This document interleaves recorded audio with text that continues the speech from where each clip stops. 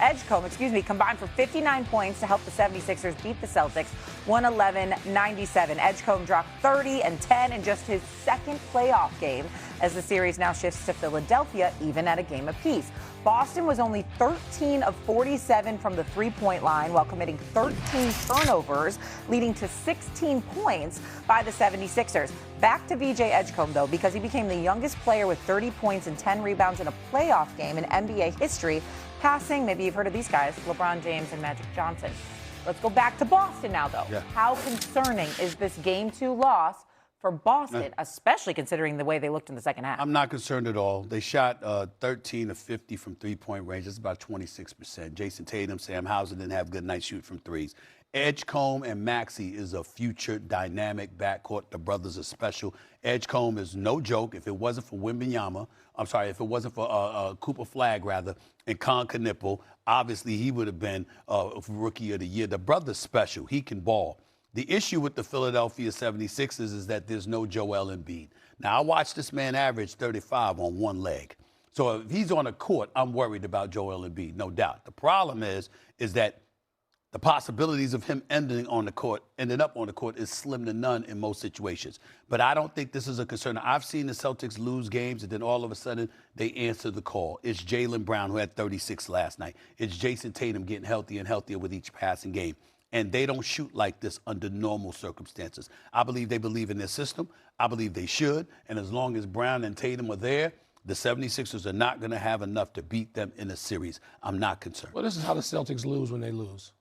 They just have a three-point shooting night that goes awry, and they're going to live with it. They're going to live with volume and more volume. And their answer to shooting 15 for 50 or whatever it is shoot 55 of them in the next game. I don't think they'll be this bad back-to-back. And the Sixers don't have enough. You're asking those two guards, and it's a dynamic backcourt, Stephen A. now. We don't even have to wait for the future, even though Edgecombe's only a rookie. But asking them to do that 3 more times in a series, and asking both in concert, that and the Celtics, to be that cold multiple times, they may have another bad three-point shooting game, but it's hard to see them having 3 of them. Well, last year they lost that Knicks series because they hoist threes when they don't go good. That's what drives me crazy about the Celtics. How about doing a little something different? Where's their plan B? You took 50 threes in the game. They get the game down to 2 points at 91-89. They come down and hoist threes. How about getting a basket? How about getting a hoop to make it 91-91, settle the game down a little bit, and put a little scoreboard pressure on Philly? Instead, they come down and somebody's hoisting a three. 3 after 3. And this is why a lot of fans get sick and tired of the NBA, because it's a three-point shooting contest. When they make threes, they're unbeatable. When they don't make threes, the game's unwatchable. If you're a Celtic fan last night, you wanted to see your team shoot 50 threes and make 13 of them in 48 minutes, then win the series. We understand that. But boy, oh boy, oh boy, when they throw you a clunker, they throw you a clunker in Boston. Well, I will say this. 22-26 is their record when they shoot 38%, or they shoot worse than 38% from 3. That's 48 games, 22-26. 35-1 when they shoot 38% or better. So again, if that is clearly their winning formula, and more often than not, they do, now I should say more often than not, because one is a 36-game stretch, the other is a 48-game stretch. But when they hit on their threes, they live and die. I'll say this, watching the Sixers win last night almost made me sad, because I'm like, look what could be if you could just have health on your side. Embiid. Year after year, though, it's like they tease you, like this is so special to watch when everything is working and everyone's healthy. But this is how it started. Remember, Joel missed the first 2 years. No, I know. It's every year we go through We also can't forget this. In fairness to Doug, give Dougie credit, because it's rare that he deserves it, so let's hold on to this moment and give it to him. He's been critical of Daryl Morey for quite some time. Daryl Morey goes out. Paul George had 19 points and 54% shooting. You know this just as well as I do. One of the best people you could ever coach, you could ever cover in sports. One of the nicest guys in the world, class personified, and can play. He can still play. But 19 points on the 54% shooting.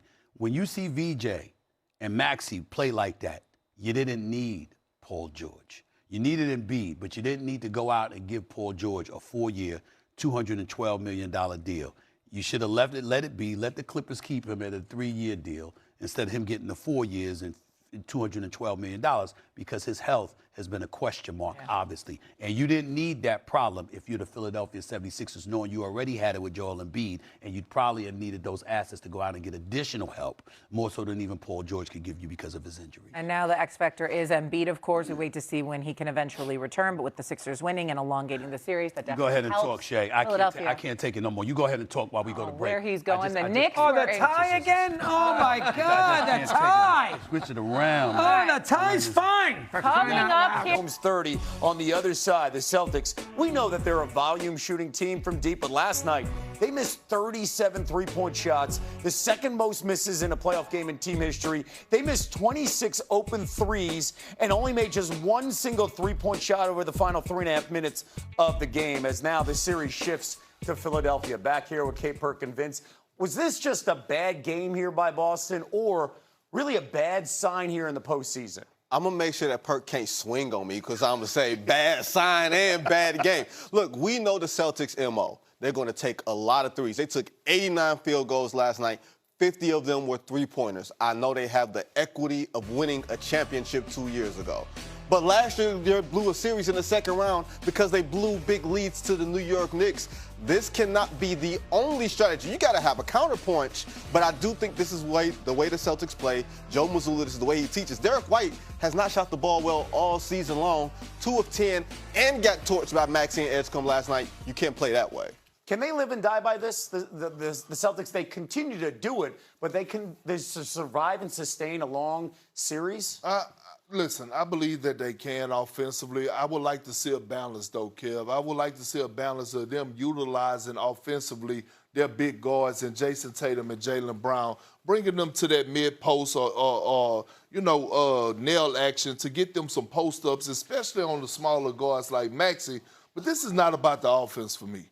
This is about their defensive pride. They know defense wins championships, and you cannot allow Tyrese Maxey and VJ Edgecombe to come in your crib with dirty shoes, lay on your couch, and order DoorDash at the same time with your credit card without you putting your foot down. When you talk about two-way players and elite defenders, Derek White, one of the best in the game. Jaylen Brown, we consider him one of the best in the game. And I know Tatum is just coming back, but he's still a guy that is known to be able to slide those feet and keep guards in front of him. I didn't like their energy defensively, and I know Joe Mazzulla is going to address it. This team has been a top 5 defense all season long. Perk, hold on. In hour one, when we asked this question, and I said the Celtics shooting too many threes, you said I was tripping. You are tripping. I mean, they won a championship doing this. I'm not telling them. I said I would like to see a balance. I didn't tell Joe Mazzulla to change his system. He's not going to change it. My biggest thing is don't allow a rookie to come in and have a 30-piece wing dinner all flats habanero style in your crib. Oh, yeah. And using your credit card to order it. That's my problem. Absolutely. And without question, and he's talking about VJ Edgecombe, because when you see the list that he joined last night after this performance, my man, listen, when you're on the list with Magic and LeBron, VJ Edgecombe, second ever playoff game, 30-10, becoming the youngest player with 30 points and 10 rebounds in a playoff game. Younger than LeBron, days younger than Magic, who led LA to the finals in his rookie season. And listen, VJ deserves all the credit because I understand when we talk about Rookie of the Year, it's Cooper Flag, Con Knipple, back and forth. But Edgecombe has found his way, his identity on this team, and it's because what we saw with Tyrese Maxey, who was aggressive, and then when he's aggressive, it changes everything with VJ Edgecombe. He's strutting. Look, he got the extra pep and everything. This is my moment in the playoffs. That's it for the Sixers. But right? Kev, and it's not just about the playoffs. We saw what the future looks like for the Philadelphia 76ers moving forward. This is your two franchise guys, Tyrese Maxey and VJ Edgecombe. Now, the thing is what is it going to look like in Game 3? Because, you know, the playoffs is all about adjustment, and I'm pretty sure that the game plan is now going to shift a little bit more to VJ Edgecombe, and they're going to be throwing a lot of different things at him defensively. Let's see how he counters that. Vince, for one night, we can celebrate. It's okay.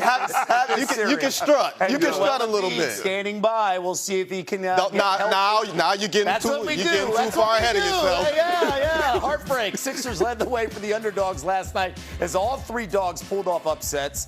The odds of all three winning, 110-1. If you placed a $10 parlay on all three to win, you would have won $1,100 as a payout. Wow. Let's continue the conversation.